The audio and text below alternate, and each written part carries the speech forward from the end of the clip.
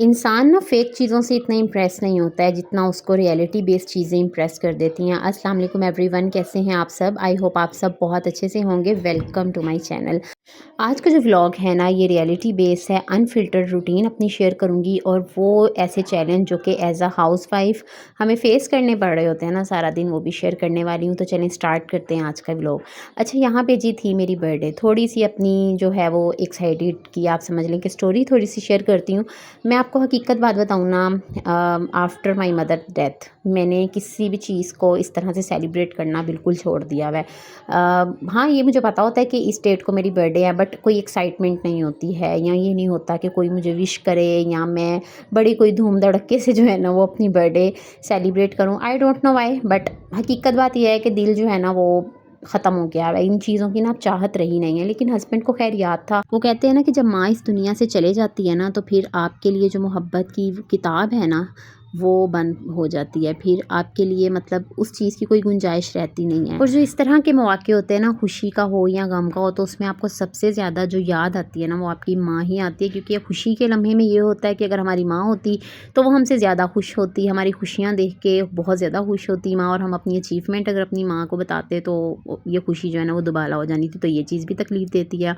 और इसी तरह से अगर कोई दुःख की बात आए तो भी माँ बाप जो हैं वो आपको सबसे पहले याद आते हैं, बिलखसूस माँ।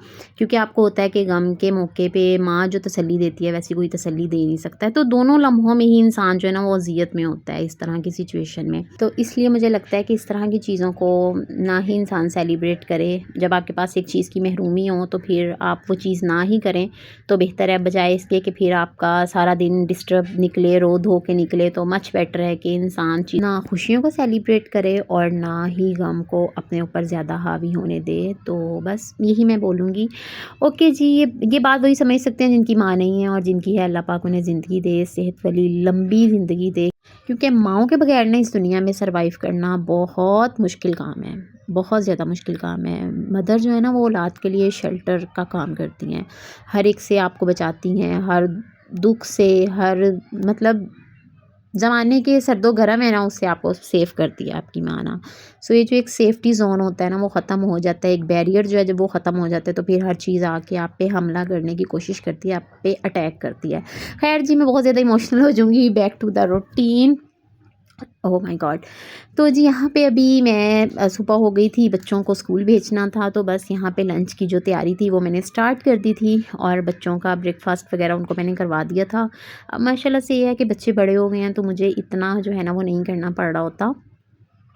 बच्चों का ना वो खुद ही रेडी हो जाते हैं, बस मुझे नाश्ता बनाना होता है और उनके लंच बॉक्स पैक करने होते हैं। तो बस अभी यहाँ पे मैं लंच बॉक्स की तैयारी कर रही थी, और बस मैंने इसी तरह से ना बंस में कबाब और केचप लगा के ना तो वो मैंने दे दिया था आज इनको।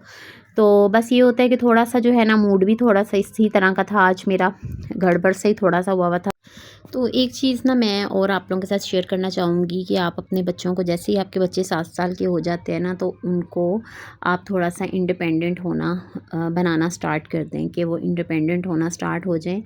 हम लोग ना बच्चों के लिए बहुत कुछ कर रहे होते हैं एज़ अ मदर, हमारी माँओं ने हमारे लिए भी किया है, लेकिन मुझे लगता है कि हमें बच्चों को बहुत ज़्यादा सेंसिटिव नहीं बनाना चाहिए। ये मैंने अपनी भी लाइफ़ से ये चीज़ देखी है कि हमारी मदर ने ना हमें बहुत ज़्यादा सेंसिटिव टाइप रखा हुआ था। मतलब हमें नहीं पता होता था कि मतलब लाइफ क्या है, लोग क्या हैं, ये सब चीज़ें। हमें यही होता था कि बस माँ-बाप की नज़र से हम लोग सबको देखते थे ना, तो हमें लगता था हर एक चीज़ बहुत खूबसूरत है, क्योंकि हमें वैसा प्रेज़ेंट किया जाता था ना सबके लिए। तो इसलिए मैं बात अक्सर अब ये करती हूँ कि मैंने अपना पॉइंट ऑफ व्यू जो है ना वो इस मामले में चेंज किया। मुझे लगता है कि आपको अपने बच्चों के साथ उनकी एज के अकॉर्डिंगली जो रियलिटी चीज़ें होती हैं ना, उनको शेयर करते रहना चाहिए, कुछ नहीं छुपाना चाहिए। आपको हर एक चीज़ की रियलिटी अपने बच्चों के साथ ना शेयर करते रहना चाहिए। ये बहुत ज़्यादा ज़रूरी है, क्योंकि जब बाद में बच्चों को ये सब चीज़ें पता चलती हैं, या जब अचानक बच्चों के सर पे पड़ती है ना, फिर उन्हें समझ नहीं आती। और अगर आपके बच्चे बहुत ज़्यादा सेंसिटिव होंगे ना, तो यकीन माने वो फिर लाइफ में नहीं सर्वाइव कर सकेंगे। एक तो अपने बच्चों को स्ट्रॉन्ग बनाएं, रियलिटी बेस पे उनकी तरबियत करें, कुछ नहीं उनसे छुपाएं। जो चीज़ जिस तरह से जिस चीज़ की रियलिटी है, ईच एंड एवरीथिंग उनके साथ बात करें, हाँ अकॉर्डिंग उनकी एज के, कि जिससे उनके लिए समझना आसान हो जाए। ये नहीं कि अब हम बच्चे जो हैं वो भी 10-12 साल के, 13 साल के हैं, तो हम उनसे अब बात कर रहे हैं 55 साल की उम्र वाली, या हम वो बातें कर रहे हैं। नहीं, उनके एज के अकॉर्डिंगली उनको आप हर एक चीज़ की रियलिटी को समझाना साथ साथ ही स्टार्ट कर दें। ये आज के दौर में बहुत ज़्यादा ज़रूरी है। कभी ऐसा होता था कि हमें वेस्टर्न कल्चर से जो है ना वो थोड़ा सा इख्तलाफ होता था, लेकिन वहाँ पे एक चीज़ बहुत अच्छी है कि वो तरबियत बच्चों की रियलिटी बेस पे कर रहे होते हैं। वो कोई चीज़ फ़ेक नहीं करते। जैसे हमारे यहाँ बोला जाता है ना, माँ बाप फ़लाँ भी अच्छा है बेटा, फ़लाँ भी अच्छा है, फ़लाँ की भी इज़्ज़त करनी है, फ़लाँ की भी नहीं। आप अपने बच्चों को बताएं कि आपके जो मुखलिस रिश्ते हैं ना बेटा, वो यही हैं जो आपके साथ हैं, आपके इर्द गिर्द हैं। बाकी हम किसी की कोई गारंटी नहीं दे सकते हैं, हमें कुछ नहीं पता किसी का भी। तो ये चीज़ जो है ना आप बच्चों को ज़रूर बताएं, रियलिटी बेस पे उनकी तरबियत करें, ताकि बच्चे जब ग्रो कर रहे हैं ना तो वो उस माइंड के हिसाब से जो है ना वो अपने आप को रेडी करें हर एक चीज़ के लिए ना। तो देखें, लाइफ जो है ना, हमें भी एक टाइम में यही लगता था कि ज़िंदगी बहुत खूबसूरत है, माँ बाप हैं, माँ बाप हमें लगता था हमेशा ही रहेंगे। और फिर ऐसा टाइम आता है कि जब माँ बाप नहीं ना होते हैं तो फिर सीख तो इंसान जाता है, इसमें नहीं है, कोई मुश्किल काम नहीं होता कि हम नहीं सीख सकते, ज़माने में रहना सीख जाते हैं। लेकिन वो जो अज़ियत होती है ना फिर behaviours and each and everything, वो आपको ज़्यादा तकलीफ़ देते हैं। सो इसलिए मच बेटर है कि हम अपने बच्चों को क्यों ना रियलिटी बेस्ड जो है ना वो चीज़ें बताएं। खैर, बातों बातों में जो है ना यहाँ पे देखिए नाश्ता भी रेडी हो गया था। अभी मैं आपको दिखा रही थी कि मैंने ना बालों में स्टिक्स करवाई हुई थी। तो अब जो है ना मेरे जो थे बाल, अब क्योंकि ग्रो काफ़ी ज़्यादा हो गए हैं, तो आज मैंने लगाया हुआ था राइस का, चावलों का मैंने मास्क एक बना के ना वो लगाया था। तो वो थोड़ी सी ना मुझे उलझन सा कर रहा था, तो फिर मैं ना पंखे के आगे थोड़ी देर खड़ी हो गई कि चलो मैं इसको ड्राई कर लेती हूँ। और इतने ज़बरदस्त बाल हो जाते हैं ना, ब्लैक शाइनी बाल, बहुत ज़्यादा मोटे हो जाते हैं।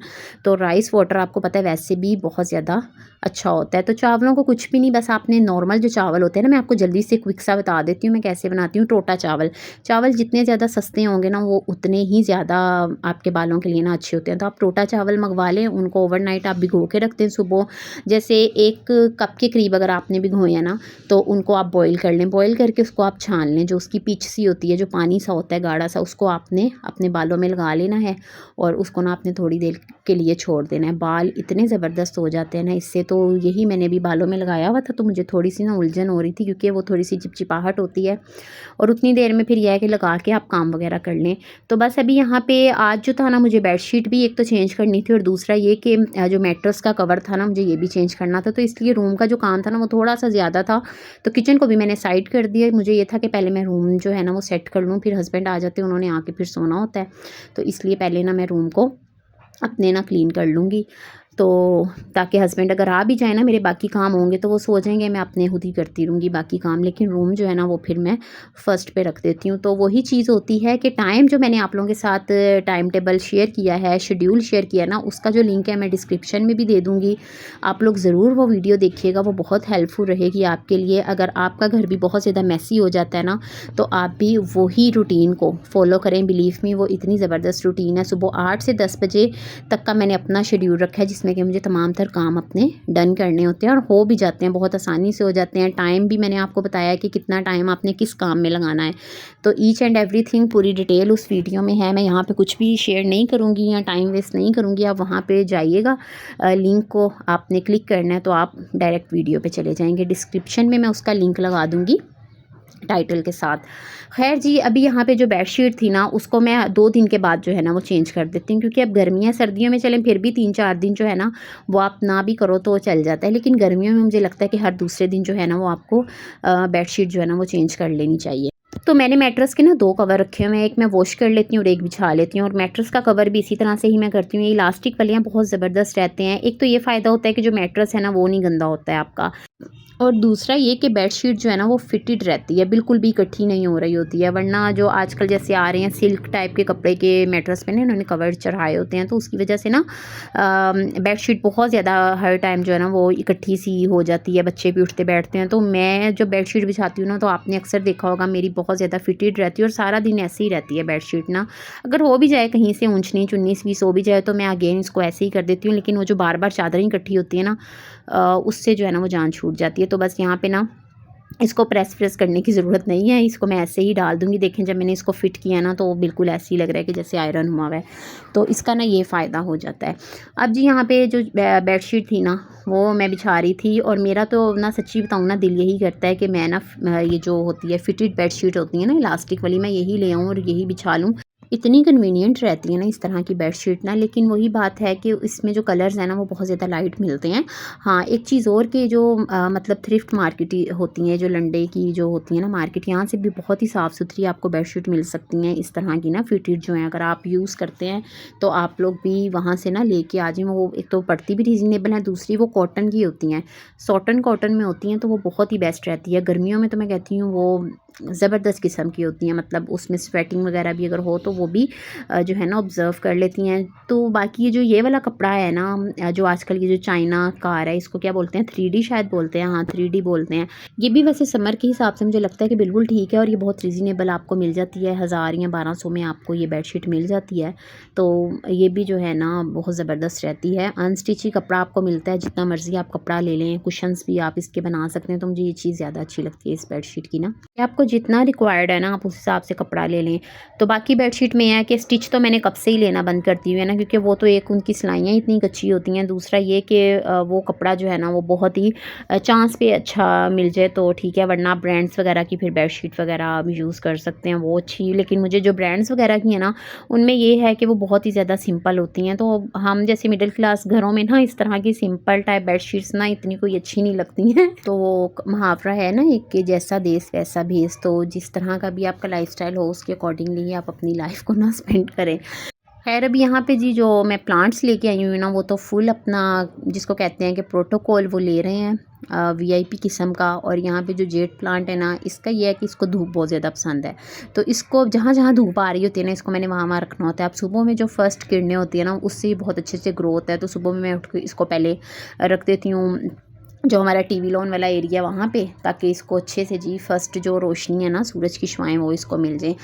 और उसके बाद फिर मैं पीछे इसको जहाँ जहाँ धूप आती है वहाँ वहाँ रखती रहती हूँ। और यहाँ पे ना 2 दिन हो गए थे, अभी मैंने पानी नहीं दिया था इनको, क्योंकि 2 दिन के बाद पानी मैं दे रही होती हूँ। ज़्यादा पानी भी नहीं देना इनको, क्योंकि जेड को भी इतना पसंद नहीं होता है, जेड प्लांट को भी, और मनी प्लांट को भी इतनी नीड नहीं होती है। तो अभी देखें मिट्टी जो है ना इनकी बिल्कुल ड्राई हो गई थी। तो ये एक टिप जो कि मुझे जो प्लांट वाले थे ना उन्होंने बताई थी, कि आपने थोड़ी सी फिंगर जो है ना वो मिट्टी में डाल के देखनी है, 1-1 इंच जितनी, अगर तो वो मिट्टी बिल्कुल खुश्क है तो फिर आपने पानी देना है। तो मैं इसी तरह से अब टेस्ट कर लेती हूँ, 1-1 इंच जो है ना वो डाल के देख लेती हूँ मैं। तो अगर ड्राई हो मिट्टी तो फिर मैं उसको पानी दे देती हूँ। तो माशाल्लाह से अल्हम्दुलिल्लाह से अभी तक तो इनकी ग्रोथ बहुत अच्छी है, न्यू लीव्स भी आ रहे हैं। तो अभी तक तो खैर मैं मुतमईन हूँ। खैर जिसके बाद मैंने क्लीनिंग वगैरह कर ली थी, तो मैंने कहा चलें आज मैं आपके साथ क्लीनिंग जो है ना अपनी वो नहीं शेयर करती हूँ, क्योंकि व्लॉग फिर रिकॉर्डिंग मैंने की है, लेकिन इस तरह से ना व्लॉग 20-25 मिनट का हो रहा था एडिट करने के बाद भी। तो मैंने कहा चलें अभी जो है ना यहाँ पे वो फिर मैं किसी और व्लॉग्स में अटैच कर दूँगी वो सब। और यहाँ पे जी अभी मैंने बच्चों के लिए ना आज बनाने थे दाल के पराठे। दाल के पराठे कौन कौन बनाता है, ये ना बहुत ही ज़्यादा मज़े के लगते हैं। मैंने मूंग की दाल बनाई हुई थी और उसी में ही आटा डाल के ना तो फिर मैं बना लेती हूँ।